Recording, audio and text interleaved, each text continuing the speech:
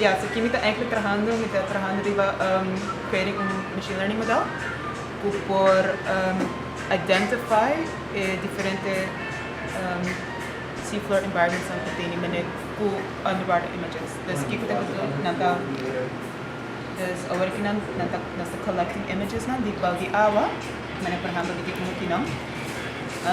E me está criando um modelo para reconhecer, por exemplo, Kiko, de potrat que não é parte Kiko da seagrass, a parte quatro é parte de potrat que não da sangue, a parte não da sangue, e é por identify esse aí não.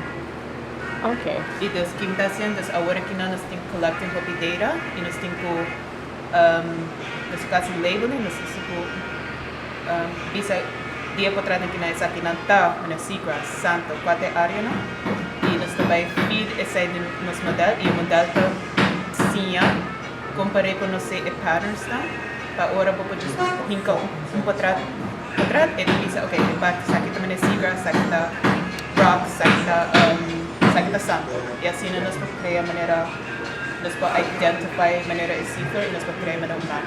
Okay. Agora que não, o modo que nós treinamos agora que não está assim algo com segmentation, e esse aí está specifically na outlines, e esse aí está kind of na form de maneira como é form certa maneira de sequence para identify, okay, tudo coisa que está similar, botar classify, botar visa que aqui está com sequence. Of mesmo coisa que são de maneira tudo coisa é por áreas da maneira de image que não. E vou pôr aqui também no de color, ou botar de sua maneira de patrão que está similar, que botar label ainda, tudo isso não está similar que sai, botar pieces aqui com rock, dus aqui com santo, por exemplo, dus cada por hinco para trás e está mostra mesmo similar com a ideia, nós treina e da pieces aqui está santo. Mas vou pôr mais é por reconhecer na melhor. Okay. Da mesma maneira com gente, como maneira botar nós podemos santo e nós sabemos maneira exata santo.